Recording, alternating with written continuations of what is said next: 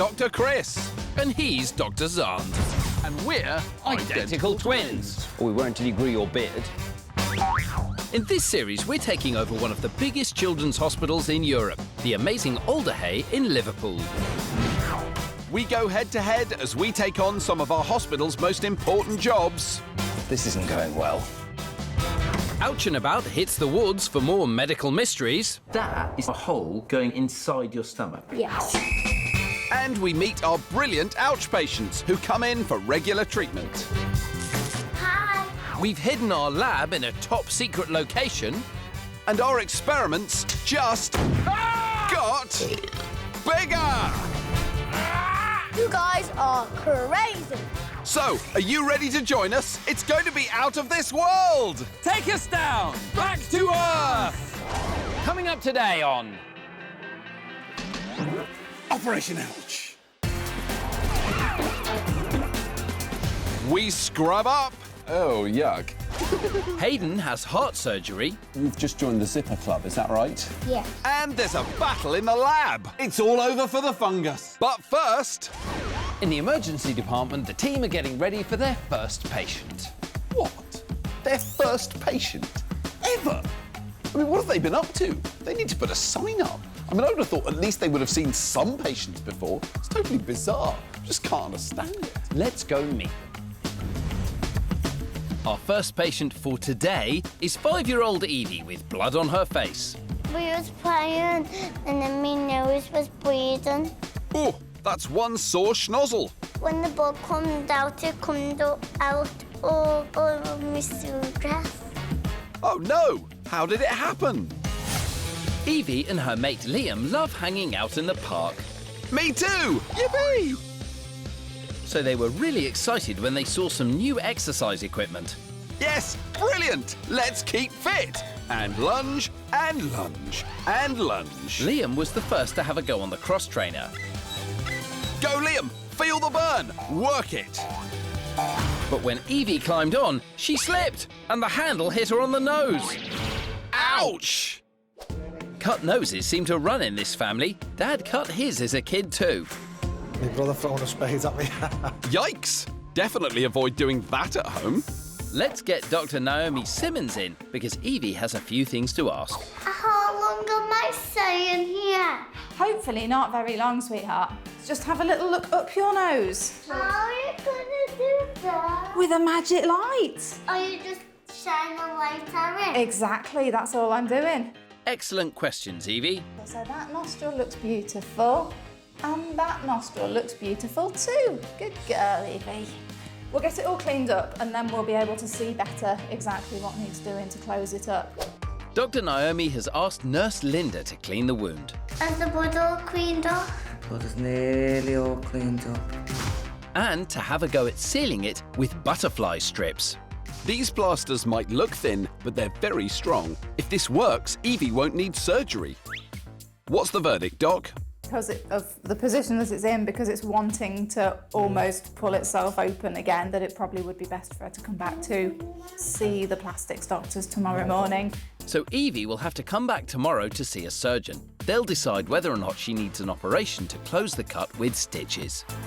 She's got a school trip tomorrow as well. She's like, I don't want to miss it. What time is it? 9 o'clock. Well, you might have to miss your school trip, Evie. So, it's surgery or the school trip. Find out later which one it will be. Bye, Evie.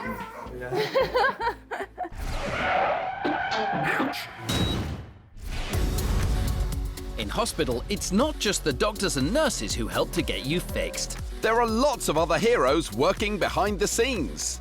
Yes! What will happen when we have a go at their amazing jobs? I'm gonna make your eardrums burst. Useless. This is Operation Takeover. Today's hospital heroes are Pat, Sue, and Lindsay, who are part of the cleaning or domestic services team. It's not just doctors and nurses helping save lives. Without these hospital heroes keeping this place spotless, infection could spread and put patients at risk. How much of the hospital has to be cleaned? All of it. And how much hospital is there to clean? Well, the floor area is bigger than 7 football pitches. Really? Yeah. Wow, and everything in this hospital has to be kept super clean, including this bath. So, Pat, every bathtub I've ever used has had like a line of dirt all the way around here. Isn't that every bathtub? Not in here, it's not. Not with us domestics. And it's not just baths that need buffing. The floors need a good clean too, and there's a special technique. You have to do a figure 8. So as you're doing it, you're taking all the bits up as well. Okay. Time for us to get stuck in. What do you think of Chris's technique? Yeah, very good. Are you just being nice? No. It wasn't as graceful as you. Do you ever sing it? Stylish, but it got the job done. Why don't you have a little go? Here we go. This is what I do. Da da dun dun dun dun dun dun dun dun dun dun dun dun dun dun dun. That was terrible.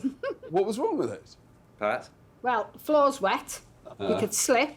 But marks for style out of 10. 7.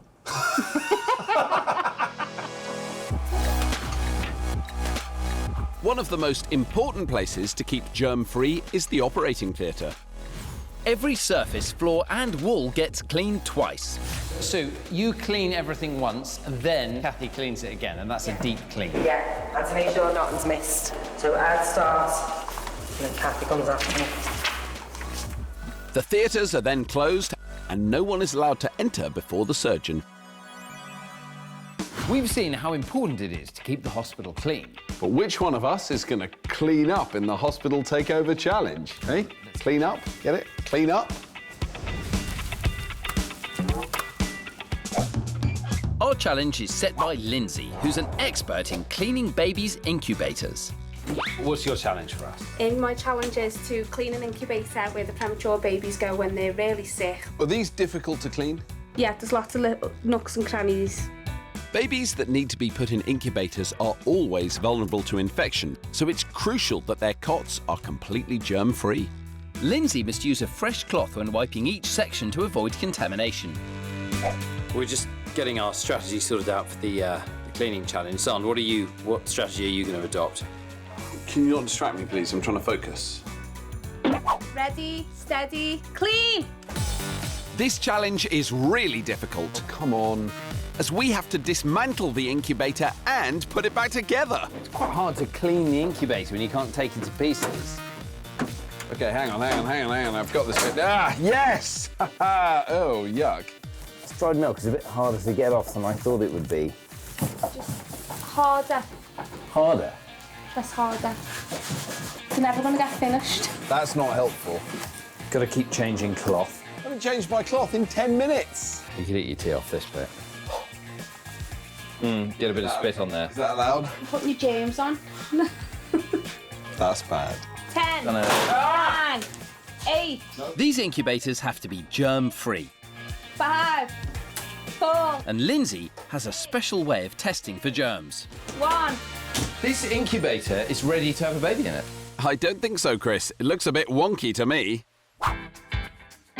Maybe. But let's see whose is the cleanest. This machine detects the lowest number of germs. Whoever's got the lowest score is the overall winner. Lindsay inspects the incubators to measure the muck. She takes swabs from various places, and when she puts them in the monitor, it gives a reading of how many germs are still present. There was 2 scores of 505 and 351. The winner with the lowest score is... I was robbed. What score do you normally get, Lindsay? 3 or 2. So will our incubators now be returned to the intensive care for sick babies to be put into? No, I'll have to clean them again. We've made it a little easier for you. Not really.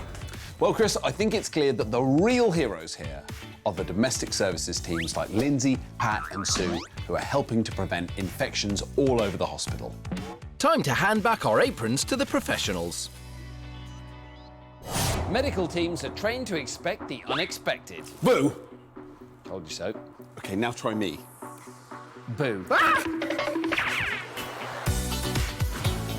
Waiting in Alderhay's emergency department with her mum is 14-year-old Charlotte. I was doing a tap dance Uh-huh. We do loads of lifts and stuff. Go on. And just ended up falling. Ooh, that doesn't sound good. All I've been doing all day is like, ow, ow, ow, like that all day. OK, how did it happen? Charlotte was at school in dance. Ooh, I love a good prance. She went to do a dance move. She's getting into her groove. When she did a handstand... Where did she land? This is the worst rhyme ever, Xand. Anyway, it didn't go right. Oh no, what a fright! She fell on her head on the floor. That sounds very sore. Ouch! But I'm supposed to do a dance tonight, but I don't think I'll be able to do it. Oh no! Tapping his way to save the day is Dr. Johnny Wong. I have a little examination of your neck, is that all right? Yeah. Okay. So I had a little feel down her spine to make sure there was no pain when I was touching with my finger. That hurts. Just a bit sore, is it? Yeah. I was to make sure that her neck movement was okay, so she was a bit stiff. That really hurts. The worst case scenario, she could have injured the nerves going from the back of the head down her spine, which will give this tingling sensation in her neck. Dr. Wong takes a look at some x-rays done earlier to check if anything's broken. After some careful examination, he gives Charlotte the news. You've got no broken bones, but what we're going to send for you is an MRI scan. So, the x-ray is showing no bone damage, but to check there's no injury to Charlotte's brain or soft tissue, they're doing an MRI. An MRI is a special kind of imaging scan. It uses powerful magnetic fields to produce detailed pictures of the inside of your body. MRI images of Charlotte's head will give the doctors vital information about her brain and the soft tissue around it to make sure everything is working properly. I do feel like I'm in Holby City or something. No, you're not. You're on Operation Ouch. Yes, Charlotte, and it's time for your MRI scan. There's definitely no dancing for this, Charlotte. To get sharp images, patients have to lie very still. All finished, Charlotte heads back to the ward. Ah! What's going on with that bonnet? I needed to take my bubbles out. Of course. Now my hair is all messy and not as nice. Well, we like it. Find out later how Charlotte gets on with her MRI results. Ouch. Did you know you're more likely to chew your food on the right side of your mouth if you're right-handed? And on the left side if you're left-handed. What side do you like to chew your food on? And now to our lab. But this time we've hidden it in a top-secret location. So secret that even Xand doesn't know where it is. It's time for our last experiment of the series. Just don't try anything you see here at home. Today we're finding out about a surprisingly strong muscle in your body. 502. Wow, Xand, 502, that is really impressive. Well, I've got to keep my muscles big and strong. That is a good idea. Here, let me have a go. No! Xand. Do you know what the strongest muscle in your body is? Well, we're going to show you. Now, what we're going to need for this, Xand, is someone really, really strong. Have you got anyone in the cupboard? Let me think. Oh, I've got the perfect person.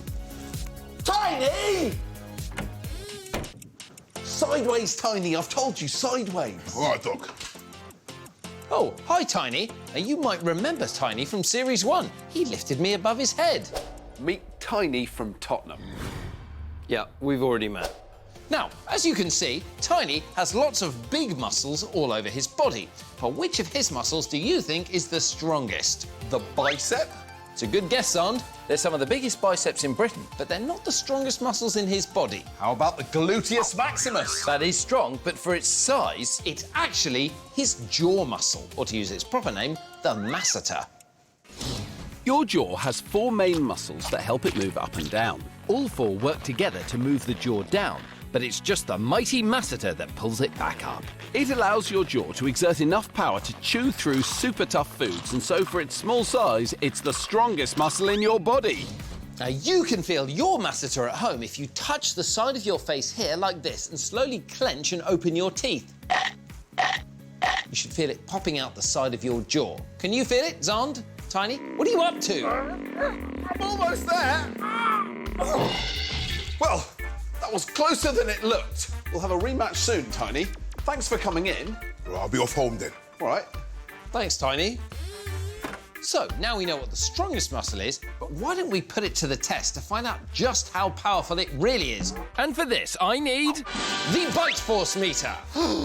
Its job is to measure the power of force applied to it, so we can test the strength of my jaw. Xand, how strong do you think your jaw is? Strong. Not as strong as my hands, but still strong. OK, Xand, well, let's put that to the test. It's time for Battle of the Bite Force. Now, Xand, squeeze that as hard as you can between your hands. Squeeze! The force is being measured in pressure, equivalent to kilograms applied to the sensor. 3.8, 4.2, 4.7. Must be some kind of world record, I would think. Well, let's see. Now I'm going to put it in my mouth and you can read off the number. Don't you try this dangerous scientific experiment. We can because we're doctors. Bite! 28, 30.5. That is amazing! Wow, Chris's jaw is 6 times stronger than my entire upper body. And in fact, Xand, my jaw's even stronger than that. If my teeth were made of steel and wouldn't break, I could squeeze up to 55 kilos. To demonstrate how strong your jaw is, we're going to show you what its strength could do to everyday objects. So we're going to need these: a can of pop, a glass, and a mobile phone. Ooh, that looks just like my mobile phone. Now, we can't test the strength of our jaws using our teeth, so for this, we're going to need a special machine. This is a hydraulic industrial crushing machine. We're going to use it to crush things with a force of 55 kilos, the strength of a human jaw. So let's start with Xand's, a mobile phone. I'm pumping the machine up to 55 kilograms of pressure. It's not looking good for that phone. 2 metal prongs are crushing the mobile phone. There you go, a phone crushed with 55 kilos. Now for a can of fizzy pop. It's squeezing. The pressure's rising. Come on, Bitey, you can do it. And that's why I never bite my fizzy drinks. That was amazing. So we've seen what our jaw strength can do to a mobile phone and a metal can. Now let's try a glass. Here we go. Chris gets the machine up to 55 kilograms of pressure again. Oh!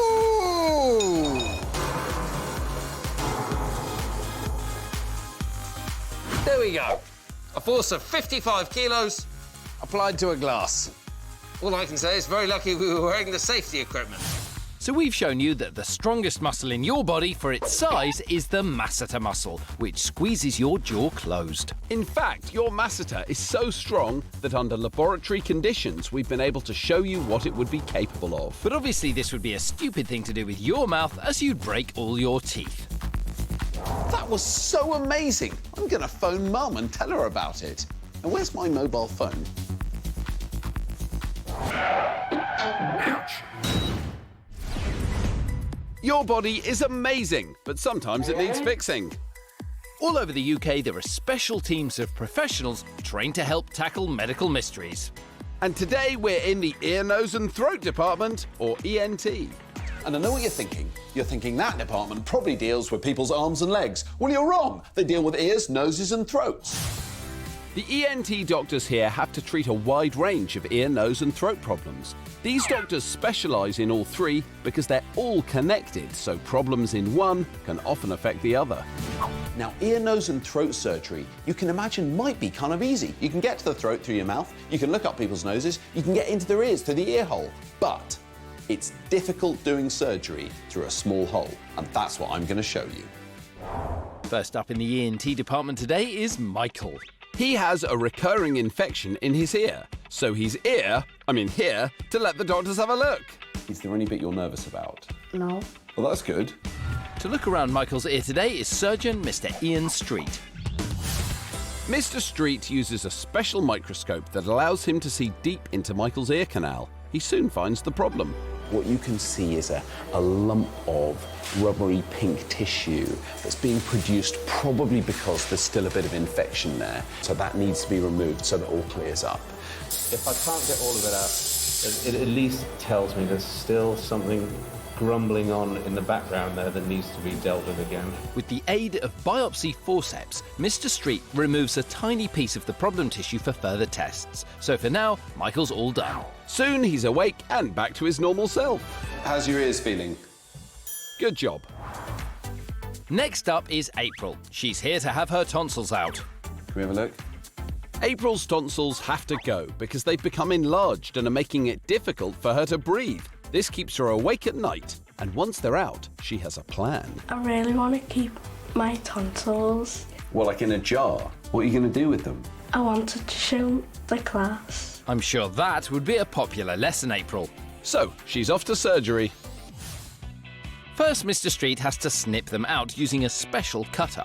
Without her tonsils, April will be able to breathe much better at night, which means she'll get a good sleep, and that will make a really big difference to her life.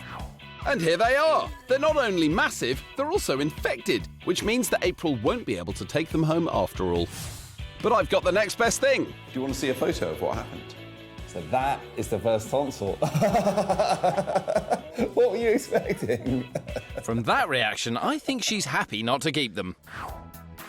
Our next patient is Lola, and she has nose issues. What is wrong with your nose? Nosebleeds. And how many nosebleeds have you had? Millions of millions. That's a lot. Here to check out Lola's bleeding nose is surgeon Miss Anne Markey. She's looking up her nose with a special camera to find out where the bleeding's coming from. But she encounters a few obstacles along the way. And that's a bit of snot there, is it? It is a bit of snot, so we'll suck that snot away. This is like the most thorough nose picking you could ever have, right? Yes, that's right. With the nose clean, Surgeon Anne finds the source of the problem, a damaged blood vessel. And you're pretty sure that's causing the trouble? Yes, and I haven't seen anything else that's made me think there's bleeding coming from anywhere else. Now the damaged blood vessel can be sealed or cauterized to stop it bleeding. Presumably she's just not allowed to pick her nose for quite a while. Well, ideally, she won't ever pick her nose again, but I think that's optimistic for all of us, I think. Nosebleeds can be serious, but in only about 10 minutes, Anne has taken Lola from having a big risk of nosebleeds to really not having any problem at all. And that should make little Lola very happy indeed. So now you can see that it wasn't just a random decision to call it the ear, nose and throat department. That's exactly what they do here. Ears, noses and throats. And they're really good at it. Our next patient's day has taken an unexpected turn. Like that? No, Xand. Luckily, they've ended up in the right place. In accident and emergency with his mum and dad is 10-year-old Francis. What have you done, fella? I've stood on something sharp and stabbed deep in. That sounds nasty. Let's find out more. Francis was at home playing with his brother and their Labrador, Roxy. Don't worry, I speak dog. Ruff, ruff. Right, OK, anyway. His brother had a great idea to go and play footy outside, so Francis made a quick dash for his kit. Hold on, Chris. Roxy's not sure about this. She says there's a... Don't be silly, Xand. Football's brilliant. No, Roxy's not happy. She says...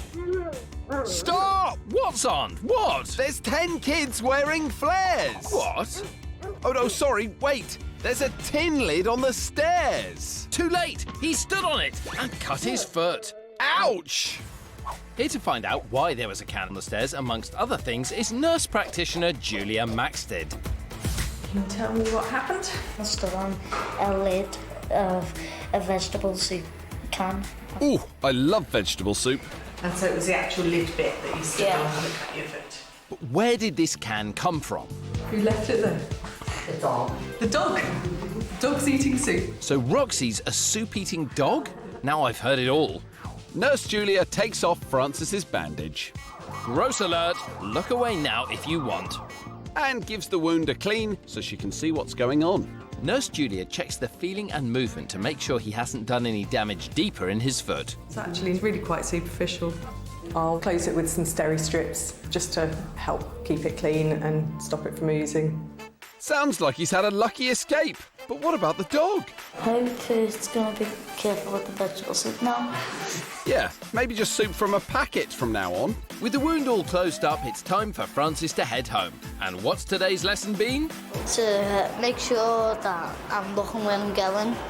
Because at the time I weren't paying attention whatsoever on what I was stepping on. Good plan. Bye!